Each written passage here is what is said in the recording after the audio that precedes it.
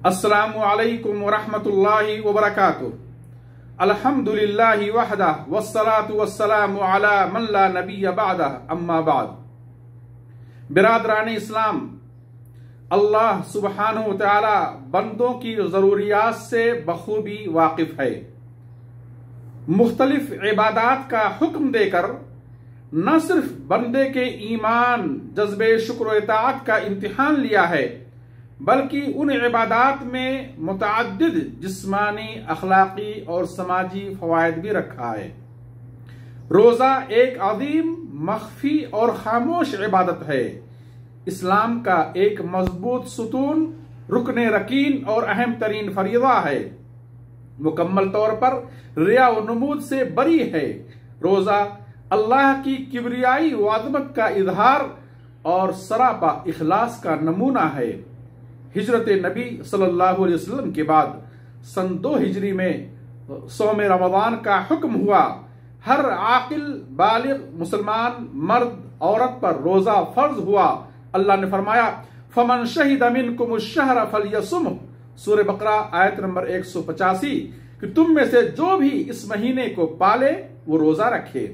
فرمایا یا ایھا الذین آمنوا کتب علیکم الصیام کما کتب علی الذین من قبلکم لعلکم تتقون، سورہ بقرہ آیت نمبر 183۔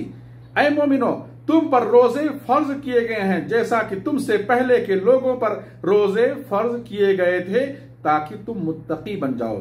رسول اللہ صلی اللہ علیہ وسلم نے فرمایا اسلام کی بنیاد 5 چیزوں پر رکھی گئی ہے: گواہی دینا کہ اللہ کے سوا کوئی معبود برحق نہیں، محمد صلی اللہ علیہ وسلم اللہ کے رسول ہیں، نماز قائم کرنا، زکوٰۃ دینا، رمضان کا روزہ رکھنا، اور اگر خانہ کعبہ تک پہنچنے کی استطاعت ہو تو حج کرنا۔ اس حدیث کو امام مسلم نے روایت کی ہے۔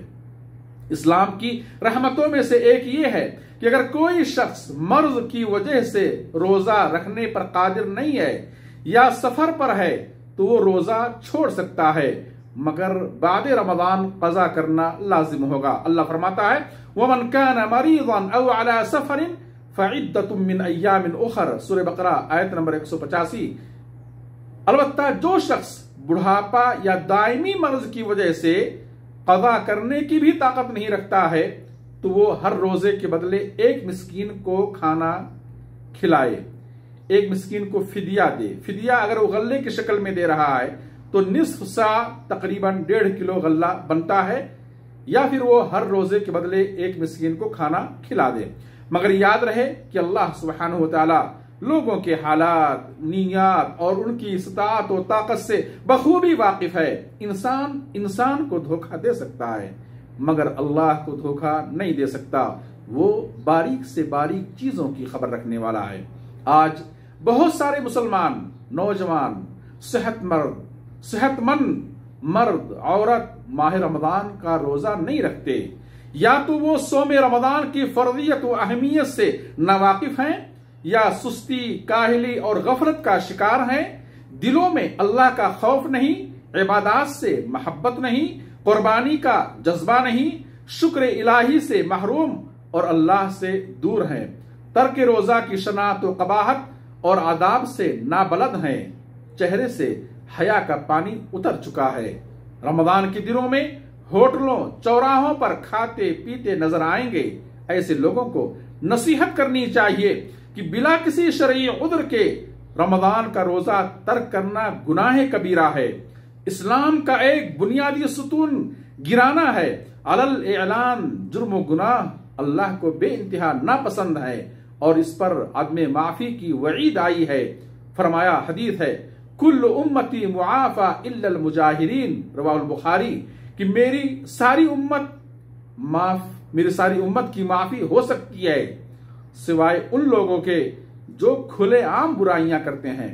نبی صلی اللہ علیہ وسلم نے فرمایا جبرائیل علیہ السلام میرے پاس آئے اور کہا بعد من ادرک رمضان فلم یغفر لہ، اس آدمی کے لیے ہلاکت ہو جو رمضان کا مہینہ پا کر اپنے گناہوں کو معاف نہ کروا سکا۔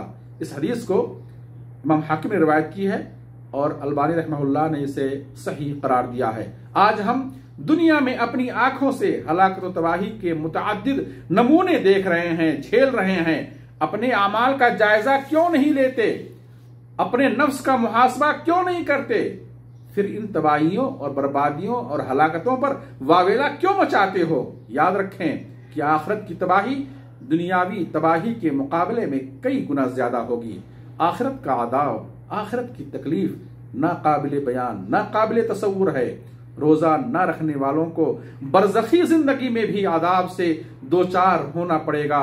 ابو امامہ الباہلی رضی اللہ عنہ کہتے ہیں کہ نبی صلی اللہ علیہ وسلم نے فرمایا، میرے پاس دو لوگ آئے، دو فرشتے آئے اور مجھے ایک مشکل چڑھائی والے پہاڑ پر لے گئے۔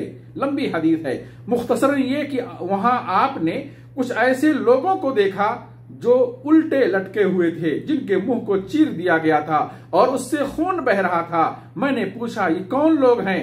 انہوں نے کہا یہ وہ لوگ ہیں جو روزہ وقت سے پہلے افطار کر لیا کرتے تھے۔ اس حدیث کو ابن خزیمہ، ابن حبان نے روایت کی ہے اور البانی رحمہ اللہ نے صحیح قرار دیا ہے۔ غور کریں کہ جب وقت سے پہلے روزہ افطار کرنے والوں کا یہ حال ہوگا تو سرے سے روزہ نہ رکھنے والوں کا کیا حال ہوگا؟ یقیناً وہ بدرجہ اولا سخت ترین عذاب سے دوچار ہوں گے۔ یہ دنیا فانی ہے۔ برادران اسلام، میرے نوجوان دوستو، میری ماں اور بہنوں، یہ دنیا فانی ہے اور آخرت کا عذاب بڑا سخت اور تصور سے بالا تر ہے۔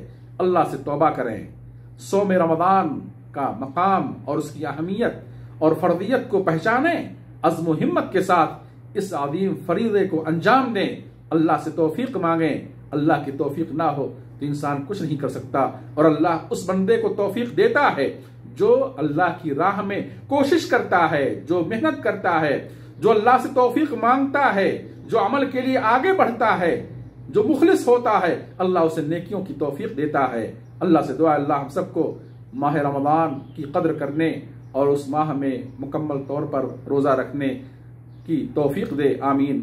وآخر دعوانا ان الحمد للہ رب العالمین، والسلام علیکم ورحمۃ اللہ وبرکاتہ۔